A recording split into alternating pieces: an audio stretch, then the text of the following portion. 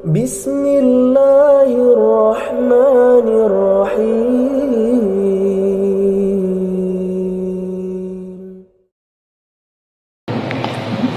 بسم الله. السلام عليكم ورحمة الله وبركاته.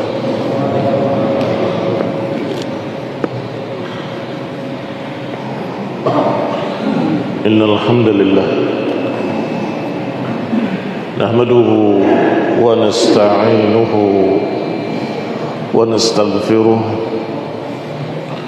ونعوذ بالله من شرور أنفسنا ومن سيئات أعمالنا. من يهده الله فلا مضل له ومن يضلل فلا هادي له، وأشهد أن لا إله إلا الله وحده لا شريك له، وأشهد أن محمدا عبده ورسوله صلى الله عليه وعلى آله وأصحابه والتابعين وتابع التابعين ومن تبعهم بإحسان إلى يوم الدين. يا أيها الذين آمنوا اتقوا الله حق تقاته ولا تموتن إلا وأنتم مسلمون.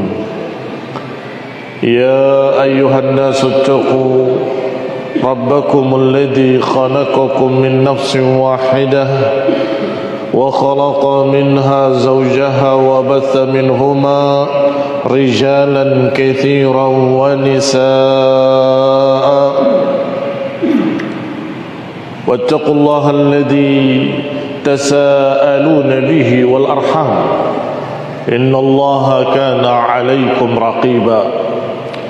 يا أيها الذين آمنوا اتقوا الله وقولوا قولا سديدا يصلح لكم أعمالكم ويغفر لكم ذنوبكم، ومن يطع الله ورسوله فقد فاز فوزا عظيما. أما بعد، فإن خير الحديث كتاب الله، وخير الهدي هدي محمد صلى الله عليه وعلى آله وسلم، وشر الأمور محدثاتها، فإن كل محدثة بدعة وكل بدعة ضلالة وكل ضلالة في النار. Ikhwani fi din, a'azzakumullah, kaum muslimin rahimani wa rahimakumullah. Kita lanjutkan kajian kitab ringkasan sirah Ibn Hisham rahimahullahu ta'ala, dan kita selesai membaca kisah Islamnya Umar Ibn al-Khattab radhiyallahu ta'ala anhu.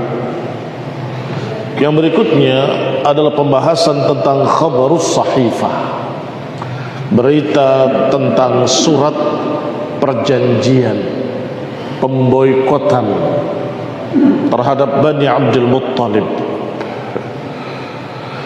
Qala rahimahullah, falamma ra'at Quraisyun anna ashab Rasulullah SAW qad nazalu baladan asabu bihi amnan wa qararan wa anna an-Najashiyya qad mana'a man laja'a ilayhi minhum wa anna Umar qad aslam fakana huwa wa Hamzah ibn Abdul Muttalib ma'a Rasulullah SAW wa ashabihi wa ja'ala al-islamu yafshu fil qabail.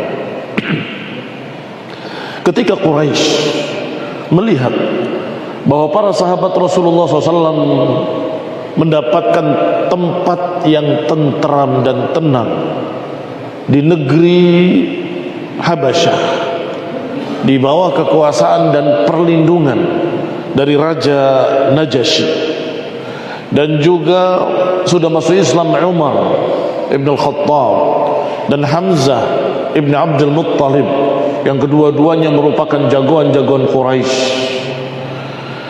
dan juga melihat bahwa Islam mulai masuk ke suku demi suku, kabilah demi kabilah, maka gelisahlah musyrikin Quraisy. Melihat perkembangan Islam, mereka gelisah. Ijtama'u wa'tamaru bainahum an yaktubu kitaban.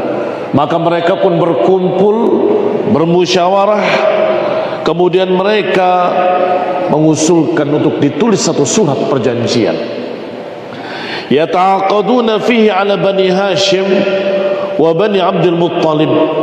Yang di sana dalam surat tersebut mereka sepakat untuk berjanji untuk memboikot turunan Bani Hashim dan turunan Bani Abdul Muttalib, karena mereka memiliki pepatah yang dipegang oleh mereka semua orang-orang Arab ketika itu, unsur akhaka zaliman au madluman. Tolonglah saudaramu apakah dia didolimi atau mendolimi. Itu syiar-syiar jahiliyah. Maka mereka tahu, walaupun Bani Hashim dan Bani Abdul Muttalib tidak semuanya masuk Islam, walaupun Bani Abdul Muttalib dan Bani Hashim tidak semuanya mengikuti dakwah Rasulullah SAW, tapi untuk pembelaan mereka semua membela karena satu suku. Tolong saudaramu benar maupun salah, zalim atau madlum, terdolimi atau didolimi. Kalimat ini barakallahu fikum sudah tersebar di kalangan mereka sejak jahiliyah. Rasulullah SAW pernah menyebutkan kalimat yang sama, unsur akhaka zaliman au madluma. Tolong saudaramu dalam keadaan zalim atau madlum, terdolimi atau mendolimi. Para sahabat terkejut, ya Rasulullah, nansurul madlum, kita akan membela orang yang terdolimi. Fama balul zalim, bagaimana dengan yang zalim? Kata Nabi, tolong saudaramu yang zalim dengan nasihat agar berhenti dari kezalimannya. Kalimatnya sama, maknanya berbeda. Kalau dulu asabiyah, di zaman jahiliyah asabiyah, pokoknya satu suku, satu kabilah harus dibela, benar maupun salah. Tetapi dalam Islam, unsur akhaka zaliman au madluman, maknanya tolong saudaramu benar maupun salah. Maknanya kalau benar didukung, kalau salah tolong dia agar berhenti dari kesalahannya. Tolong saudaramu yang zalim agar berhenti dari kezalimannya. Kembali kepada kisah, bahwasanya yang ditulis tadi adalah surat pemboikotan terhadap seluruh Bani Hashim dan seluruh Bani Abdul Muttalib, ala alla yankihu ilaihim wala yunkahuhum wala yabi'uhum syai'an wala yabta'u minhum. Isi perjanjiannya, tidak menikahi wanita-wanita mereka dan tidak menikahkan wanita-wanitanya kepada mereka, tidak menjual kepada mereka dan tidak membeli dari mereka. Ikhwan ibn a'azakumullah, dan ini diberlakukan untuk semua Bani Hashim dan Bani Abdul Muttalib, kecuali satu orang. Walaupun turunannya dari Bani Abdul Muttalib, tetapi justru bergabungnya dengan mereka musyrikin, yaitu Abu Jahal, Amr bin Hisham. Falamma ijtama'u lidzalika katabuhu fi sahifah. Setelah mereka sepakat atas keputusan tersebut, mereka menuliskannya di dalam selembar catatan, sahifah. Tentunya saat itu dicatatnya di lembaran-lembaran kulit. Tsumma ta'ahadu wa tawathaqu ala dzalik, dan mereka membuat perjanjian dan membuat berbagai macam bukti-bukti kalau mereka setuju. Tsumma 'allaqu as-sahifah fi jawfil Ka'bah. Surat tersebut digantung di dalam Ka'bah, tauqidan ala anfusihim, sebagai penegasan atas diri-diri mereka bahwa ini serius. Sehingga digantungkan di dalam Ka'bah dan dimulai dengan kata-kata bismikallahumma, dengan nama Allah. Ikhwan fillah a'azakumullah kaum muslimin rahimani wa rahimakumullah. Menunjukkan jahiliyahnya mereka atau kebodohannya mereka. Mereka menentang Allah dan menentang Rasulullah, tetapi mengatasnamakan dengan nama Allah dan diletakkan di Ka'bah, di Baitullah. Wa kana katibus sahifah, penulis sahifah tersebut adalah seorang yang bernama Mansur ibn Ikrimah. Maka Nabi pun mendoakan kejelekan pada orang ini. Da'a alaihi Rasulullah SAW fashulla ba'da asabi'ihi, maka jari jemarinya lumpuh, tidak bisa digerakkan. Falamma fa'alat dalika Quraisyun inhazat Banu Hashim wa Banu Abdul Muttalib ila Abi Talib ibn Abdul Muttalib. Setelah mereka putuskan keputusan tersebut, maka mereka Bani Hashim, Bani Abdul Muttalib berkumpul di sisi Abu Talib di satu syi'ib, dan mereka biasa perkampungannya adalah menurut suku-sukunya. Di sana perkampungan suku Bani Fulan, di sini perkampungan suku Bani Fulan. Dan sepertinya wallahu alam sampai hari ini di daerah Arab seperti itu dulu, atau di bagian Yaman masih ada tersisa seperti itu. Kampung Bani Fulan, kampung Bani Fulan, kampung Bani Fulan. Maka mereka berkumpul di kampung Bani Abdul Muttalib di sisi Abu Talib. Fadakhalu ma'ahu fi syi'bihi, mereka semua masuk di syi'ib beliau. Perkampungan biasanya di antara dua bukit, dan tengah-tengah di antara dua bukit itu disebut dengan syi'ib. Mengapa mereka mengambil tempat seperti itu? Karena tempat itu mudah untuk dijaga. Di sini terlindung dengan bukit, di sana terlindung dengan bukit, di depan bisa dijadikan oleh mereka sebagai gerbangnya. Ijtama'u ilaihi, mereka berkumpul di sisi Abu Talib, sampai kemudian mereka mendapatkan berbagai macam perlakuan yang tidak adil.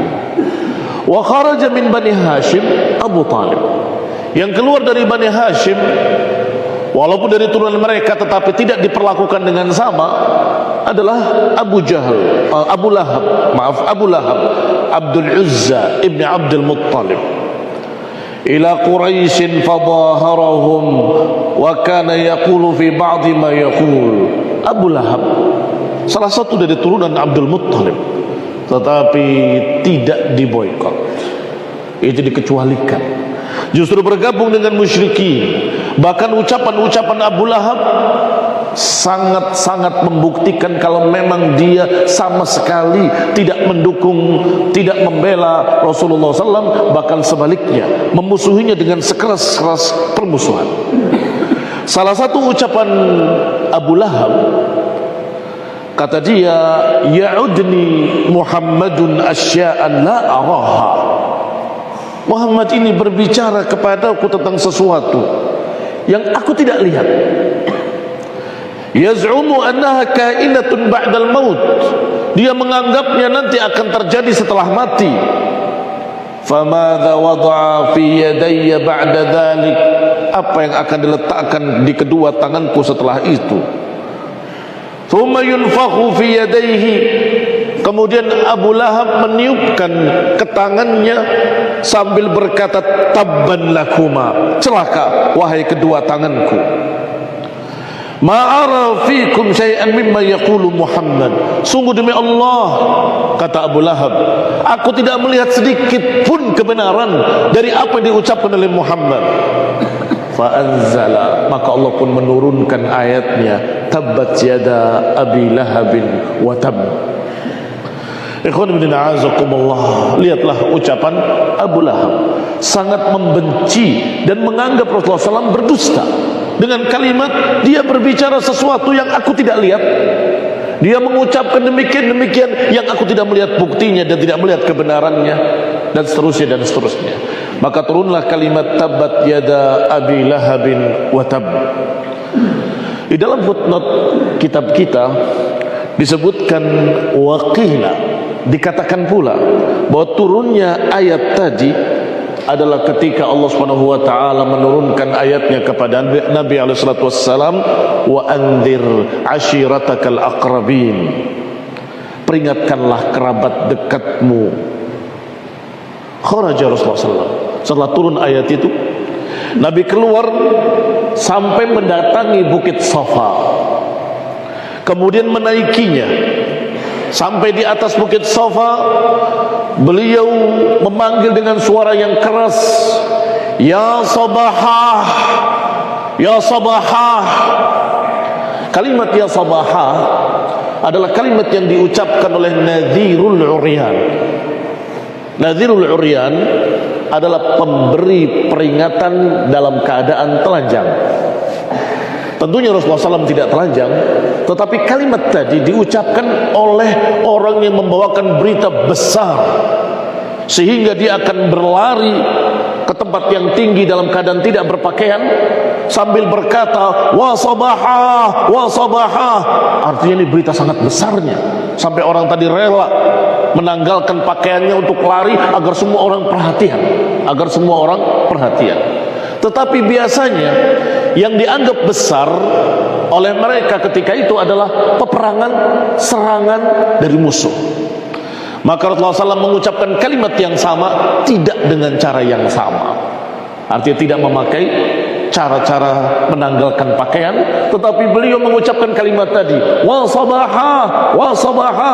Maka semua orang-orang Quraisy mendengar kalimat itu, dan khususnya di dekat Safa mereka berdatangan. Bahkan yang tidak mampu datang karena tua misalnya akan menyuruh anaknya, berangkatlah wahai anakku, ada berita apa gerangan, pasti itu berita besar. Setelah berkumpul di Bukit Safa, Rasulullah sallallahu alaihi wasallam menghabarkan pada mereka atau berkata kepada mereka, ara'aitum law akhbartukum anna khailan bil wadi turidu an tughira alaikum akuntum musaddiqiyya. Kalau aku kabarkan pada kalian bahwa dari balik bukit ini ada pasukan berkuda yang menyerang kalian, apakah kalian percaya padaku? Qalu, mereka menjawab, ma jarrabna alaika kadhiba, sungguh kami tidak pernah mendapati engkau berdusta. Qala, maka Rasulullah bersabda alaihi salatu wassalam, fa inni nadhirun lakum baina yaday adzabin syadid, maka aku memperingatkan pada kalian, hati-hati dari azab yang sangat keras, yang sangat menyakitkan, azab Allah subhanahu wa ta'ala. Ini memperingatkan dari azab neraka, agar segera mereka menyelamatkan dirinya dengan masuk Islam, mengucapkan la ilaha illallah Muhammadur Rasulullah. Maka ketika mendengar ucapan Rasulullah SAW tadi, Abu Lahab berkata, tabban laka ya Muhammad, alihadza jama'tana, celaka engkau wahai Muhammad, apakah hanya untuk itu engkau mengumpulkan kami di sini? Jadi mereka menganggap ada berita besar, ternyata menurut mereka itu berita kecil dan berita dusta. Astagfirullah. Padahal kita katakan bahwa berita yang dibawakan oleh Nabi lebih besar daripada serangan musuh, lebih besar dari berita apapun. Karena berita tentang masalah adab yang kekal yaumul qiyamah, undirukum baina yaday adabin syadid, aku peringatkan kalian dari adab yang sangat keras dari Allah Subhanahu wa taala. Abu Lahab marah dengan muka yang merah, dengan berkata kepadanya, tabban laka ya Muhammad, alihadza jama'tana. Maka Allah turunkan jawabannya langsung ketika itu juga kepada Abu Lahab, tabbat yada Abu Lahab, tabbat yada Abu Lahab wa tab, celaka Abu Lahab, celaka kedua tangannya dan celakalah dia, ila akhiril surah, sampai akhir surat ini. Ikhwan ibn a'azamullah, berarti ada dua kisah tentang turunnya ayat tabbat yada Abi Lahab wa tab.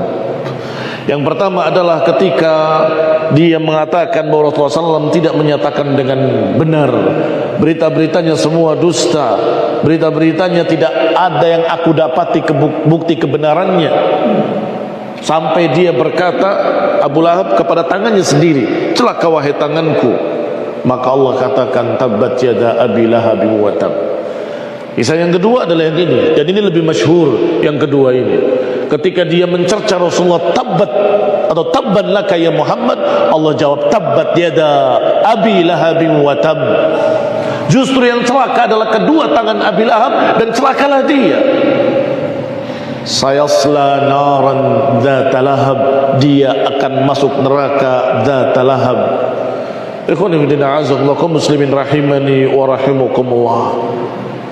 Ayat-ayat ini barakallahu fikum bukti bahwa Rasulullah SAW benar-benar Rasul, benar-benar Nabiun Mursal, yuha ilaihi wahyi. Mengapa? Karena kalimatnya sayasla naran dzata lahab, dia akan masuk neraka dzata lahab. Bayangkan kalau bukan dari Allah, kalau dari manusia, dari mana dia tahu kalau Abu Lahab tidak akan masuk Islam? Ikhwan ibn a'azakumullah, kalau dia masuk Islam, sayasla naran dzata lahab harus dirubah, harus diganti. Iya kan?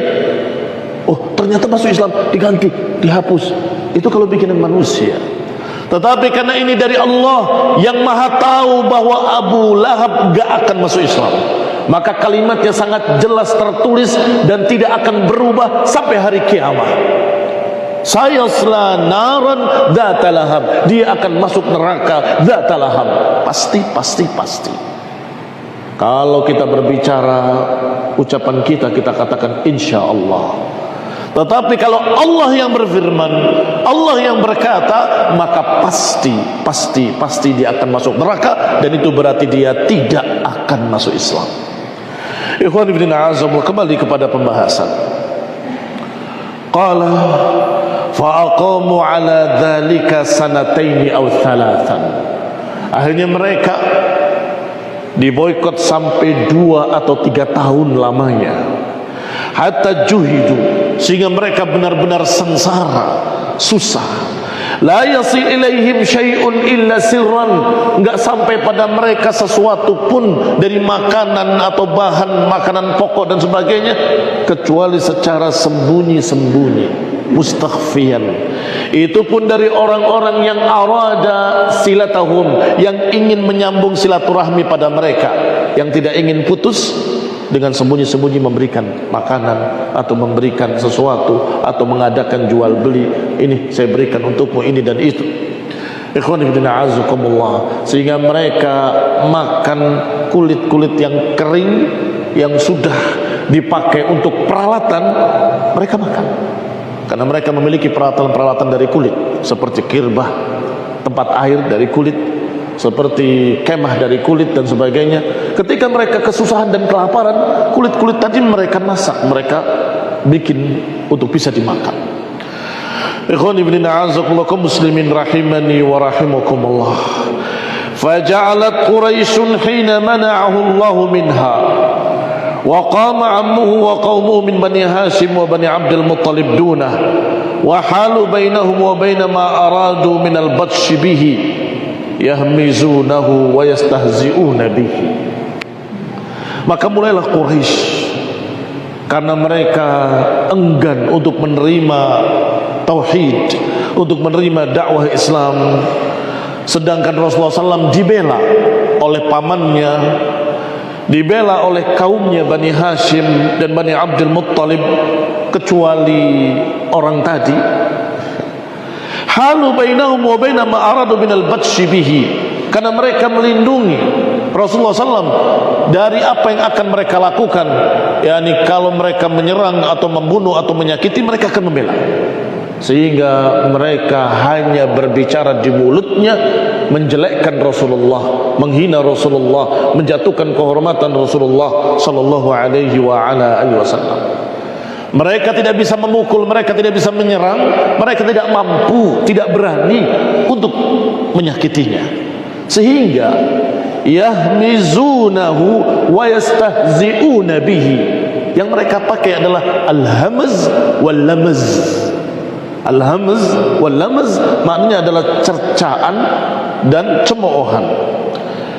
Wailun likulli humazatin lumazah, celakalah al-humazah wal lumazah, orang-orang yang mencerca dan orang-orang yang mencaci. Yukhasimunahu, mereka memusuhinya. Wa ja'ala al-Qur'anu yanzil fi Quraisyin bi ahdathihim wa fi man nasaba li'adawatihi minhum. Maka turun Al-Qur'an mengkhabarkan tentang mereka, tentang kejadian-kejadian mereka, cercaan-cercaan mereka, dan semua yang memusuhi Rasulullah SAW. Ada yang langsung disebut namanya, ada yang hanya disebut orang-orang kafir, orang-orang kafir, orang-orang kafir. Faminhum man summiya lana, di antaranya ada yang disebutkan namanya secara langsung, yaitu Abu Lahab tadi. Allah katakan tabbat yada abi lahabin wa tab, dan juga istrinya Allah sebutkan dengan kalimat wamra'atuhu, dan istrinya hammalatal hatab, sang pembawa kayu bakar. Nazal al-Quran, turun Al-Quran tentang mereka tadi, ada yang dengan namanya, ada pula dengan secara umum. Dzakarallahu minal kuffar, Allah hanya menyebutkan orang-orang kafir. Fakana mimman summiya lana, di antaranya yang disebutkan namanya kepada kita dari kalangan Quraisy yang turun di dalam Al-Quran adalah Abu Talib dan istrinya. Istrinya Ummu Jamil binti Harbin ibni Umayyah, anak Harb dari Bani Umayyah. Hammalatul Hatab, julukan yang Allah berikan padanya pembawa kayu bakar, memiliki dua makna. Li'annaha kanat tahmilu syauki fatatrahuhu ala tariqi Rasulullah SAW. Yang pertama karena dia membawa pohon-pohon berduri, ranting-ranting berduri yang diletakkan di jalan-jalan Rasulullah SAW untuk mencelakakan Rasulullah sallallahu alaihi wa ala alihi wasallam. Yang kedua, hammalatul hatab adalah pembawa kayu bakar, yakni mengadu domba. Karena mengadu domba di dalam bahasa Arab atau dalam ungkapan bahasa Arab adalah mengobarkan api. Pembawa kayu bakar. Ummu Jamil mengatakan ke sana kemari bahwa Rasulullah begini, bahwa Muhammad begini, Muhammad begitu, agar kaum musyrikin benci kepadanya, agar kaum musyrikin memusuhinya. Itu juga makna hammalatul hatab. Maka Allah Subhanahu wa taala menurunkan ayatnya, tabbat yada abi lahabin wa tab, ma aghna anhu maluhu wa ma kasab, sayasla naran dzata lahab, wa imra'atuhu hammalatul hatab, fi jidiha hablum min masad. Celaka kedua tangan Abu Lahab, dan celakalah dia. Sungguh tidak bermanfaat semua yang dia upayakan. Dia akan masuk neraka dzata lahab, dan juga istrinya sang pembawa kayu bakar. Nanti di lehernya ada tali sabut dari api neraka. Berkata Ibn Ishaq rahimahullah, fadzukira li anna Ummu Jamil hina sami'at ma nazala fiha wa fi zawjiha min al-Quran atat Rasulullah sallallahu alaihi wa ala alihi wasallam. Kata Ibnu Ishaq, disebutkan bahwa Ummu Jamil tadi ketika mendengar ayat ini dibacakan yang menyebutkan tentang dirinya dan suaminya, dia datangi Rasulullah SAW. Dia datangi sampai ke Ka'bah, dan di sana ada Rasulullah SAW dengan Abu Bakar. Dia bawa fihrin min hajar. Fihrin min hajar adalah batu yang seukuran genggaman tangan. Dia berniat ingin memukul Rasulullah SAW dengan batu tersebut. Wa fi yadiha fihrin min hijarah, falamma waqafat alaihi ma akhadallahu bi basariha. Tetapi ketika sudah sampai di hadapan Abu Bakar dan Rasulullah SAW, Allah cabut pandangannya terhadap Rasulullah SAW, sehingga dia tidak melihat kecuali Abu Bakar. Maka dia berkata kepada Abu Bakar, ya Abu Bakar, aina sahibu? Wahai Abu Bakar, mana sahabatmu? Sungguh aku dengar sampai kepadaku bahwa dia mencerca aku dan suamiku. Demi Allah, kalau aku dapati dia, aku akan pukul dengan batu ini mulutnya, kata Ummu Jamil. Tsumman sarafat, kemudian pergi wanita tersebut, hammalatul hatab tersebut. Faqala Abu Bakrin, maka berkata Abu Bakar kepada Rasulullah, ya Rasulullah, ama turaha ra'atka? Tidakkah menurut pendapatmu dia melihat kamu seharusnya? Faqala, kata Nabi, ma ra'atni, dia tidak melihat aku. Laqad akhadallahu bi basariha, Allah telah mencabut pandangannya terhadapku.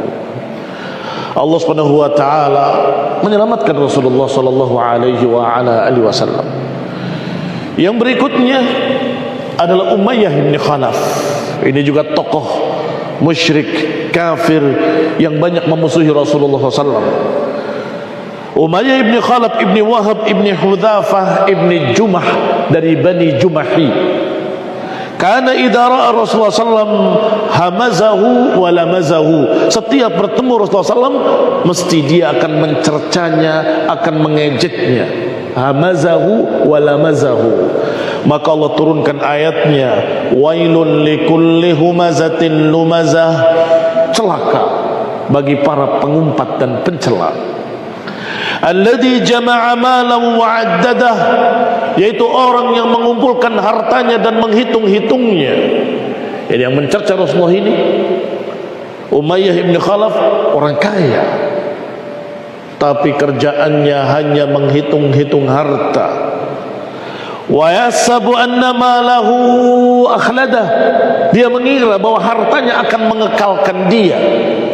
Kalla layunbadanna fil hutamah. Celaka, tidak sekali-kali dia akan dimasukkan ke dalam hutamah.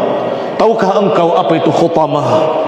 Neraka Allah yang dinyalakan, allati tattali 'ala al-afidah, yang sampai kepada hati-hati manusia.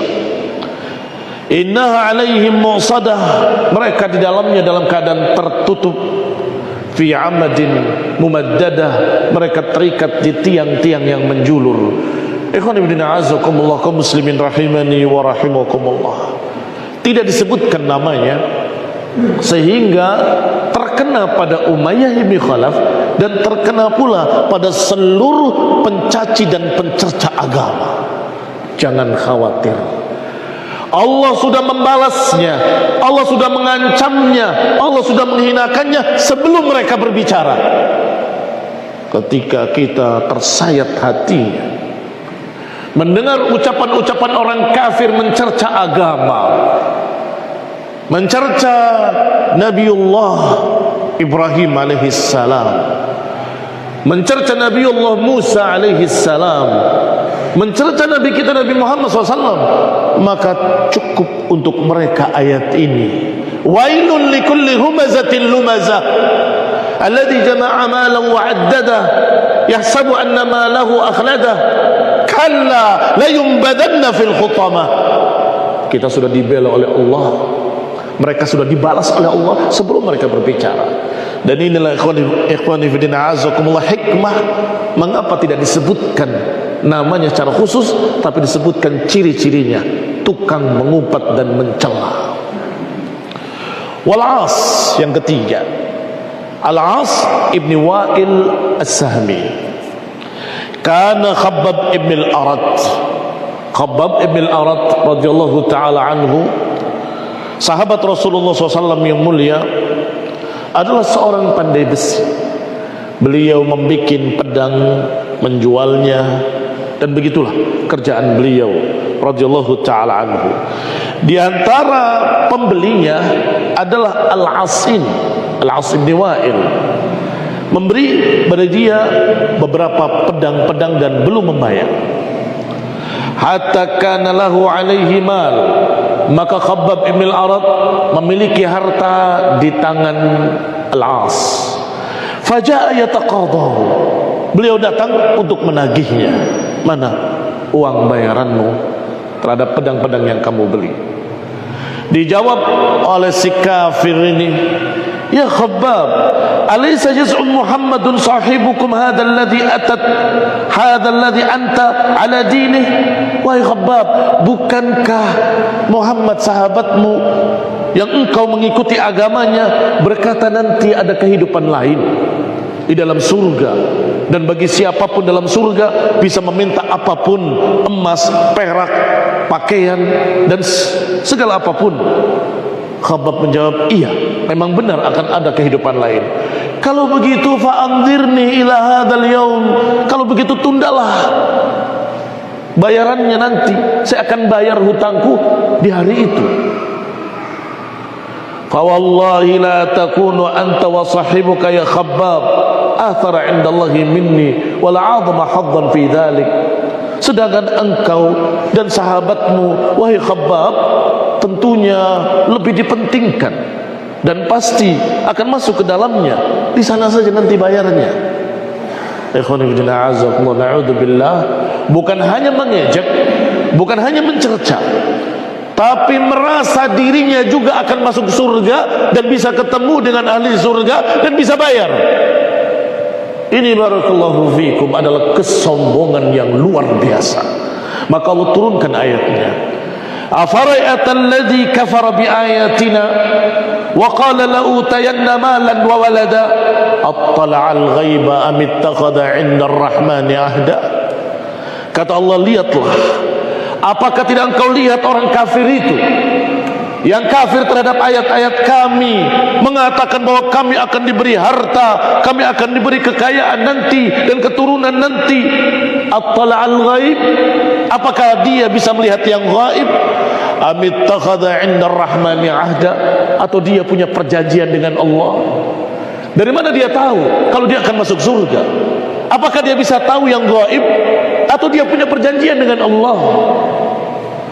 Ikhwan ibn a'azakumullah, sampai Allah katakan wa narithuhu ma yaqulu wa yatina farda. Sungguh aku simpan ucapan itu dan kami akan balas nanti, dia akan datang sendirian. Ikhwan ibn a'azakumullah, kaum muslimin rahimani wa rahimakumullah. Walaqiya Abu Jahl bin Hisham Rasulullah SAW fima balaghani faqala lahu. Juga yang keempat adalah Abu Jahal. Pertama Abu Lahab dan Ummu Jamil, kemudian Umayyah bin Khalaf, kemudian Al-As bin Wa'il, dan yang berikutnya Abu Jahl bin Hisham.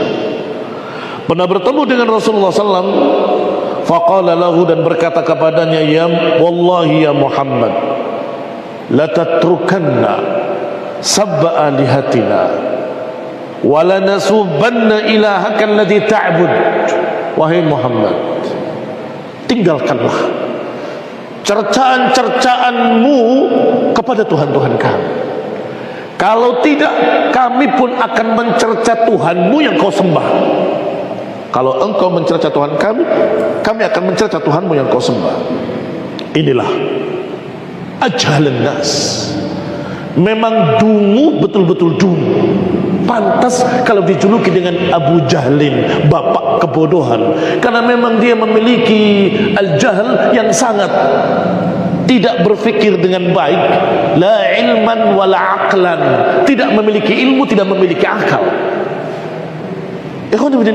Kalau saja dia memiliki akal yang sehat, dia dan seluruh orang-orang Arab kenal Allah, dan yang disembah oleh Rasulullah SAW adalah Allah yang mereka kenal. Apakah mereka akan mencerca Tuhannya sendiri?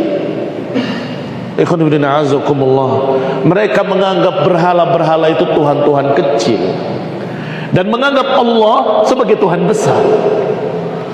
Mereka ketika haji di zaman jahiliyahnya akan berkata, labbaik Allahumma labbaik, labbaik la syarikalak illa syarikan huwalak tamlikuhu wa ma malak. Ya Allah, aku penuhi panggilanmu, ya Allah, aku penuhi panggilanmu.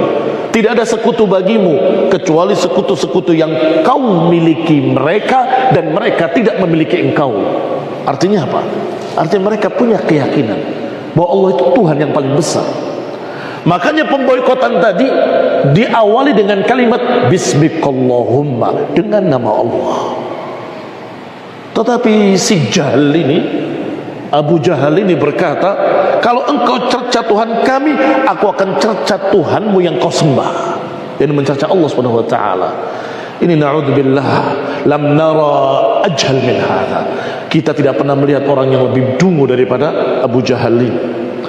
Qala, maka Allah turunkan Subhanahu wa ta'ala ayatnya kepada nabinya, wala tasubbul ladina yad'una min dunillahi fayasubbullaha adwan bighairi ilm.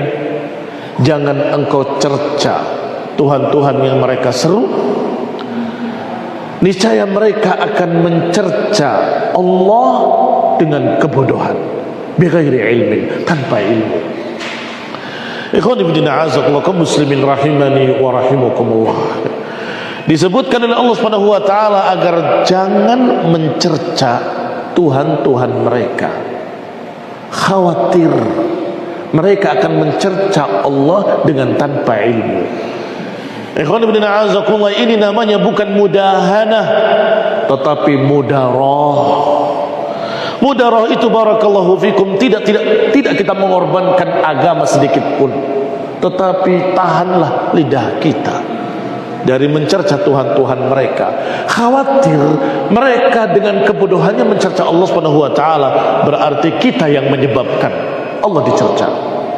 Ikhwan ibn a'azakumullah, kaum muslimin rahimani wa rahimakumullah. Kita tidak setuju cara dakwah dengan mencerca Tuhan-Tuhan mereka. Tuhan kamu telanjang, Tuhan kamu gak pakai pakaian, Tuhan kamu begini-begini. Niscaya mereka akan membalas dengan mencerca Allah. Maka hati-hati, Allah yang mengatakan la tasubbul ladina yad'una min dunillah. Jangan kau cerca sesembahan-sesembahan mereka. Khawatir mereka dengan kebodohannya akan mencerca Allah Subhanahu wa ta'ala. Ikhwan ibn a'azakumullah, fa dzukira li anna Rasulullah sallallahu kaffa an sab alihatihim. Kata Ibn Ishaq wa Ibn Hisham rahimahullah, meriwayatkan dari Ibn Ishaq, maka diriwayatkan bahwa Nabi berhenti dari mencerca berhala-berhala mereka, hanya mengajak untuk beribadahlah kepada Allah, jangan beribadah pada yang lain. Beribadahlah kepada Allah yang maha mendengar dan maha melihat, jangan beribadah kepada yang tidak mendengar dan tidak melihat. Jangan beribadah kepada siapapun selain Allah Subhanahu wa taala. Ikhwan ibn a'azakumullah, wa ja'ala yad'uhum ila Allah. Rasulullah SAW tetap mengajak kepada Allah, mengesahkan Allah, mengucapkan la ilaha illallah, tetapi cercaan-cercaan terhadap Tuhan-Tuhan mereka beliau hentikan sallallahu alaihi wa ala alihi wasallam. Itu pun barakallahu fikum, pada hakikatnya bukan cercaan, tetapi kenyataan. Yani ketika berbicara bahwa Tuhan-Tuhan kalian tidak mendengar, tidak melihat, sahih, itu bukan cercaan. Kenyataannya batu berhala tidak mendengar, tidak melihat, tidak bisa menentukan apapun. Ikhwan ibn a'azakumullah, kaum muslimin rahimani wa rahimakumullah. Itu saja Allah Subhanahu wa taala menyatakan jangan cerca Tuhan-Tuhan mereka, niscaya mereka akan mencerca Allah adwan bighairi ilm. Apalagi cercaan-cercaan yang kebablasan dan berlebihan. Mengapa berlebihan? Karena ikhwan ibn a'azakumullah, mereka lupa kalau yang disembah oleh mereka adalah Rasulullah SAW, Isa ibn Maryam, Nabiullah yang tidak boleh cerca, Rasulullah yang tidak boleh dijatuhkan kehormatannya. Jangan ifrat, jangan tafrid, jangan ekstrim kanan, jangan ekstrim kiri. Ekstrim kanan mencerca sampai mencerca Nabiullah Isa alaihi salam, mencerca Rasulullah yang mulia dan ibunya Maryam yang Allah puji dalam Al-Quran, wa Maryam allati ahsanat farjaha. Ini ekstrim kebablasan sehingga mencerca Maryam yang suci, mencerca Rasulullah Isa alaihi salam. Jangan pula sebaliknya membikin kekaburan makna. Apa itu membikin kekaburan makna? Di masa-masa perayaan Nasrani, dia memakai tulisan betapa mulianya Yesus. Ditegur, kok kamu memuji Yesus? Kan Yesus Nabi Isa. Saya puji Nabiullah Isa, kenapa? Masa nggak boleh? Itu talbis iblis, membikin kabur, nggak jelas. Sudahlah, ucapkan dengan kalimat yang jelas, Isa bin Maryam Rasulullah, bukan Tuhan, bukan anak Tuhan, bukan jelmaan Tuhan. Selesai. Jangan lebih, jangan kurang.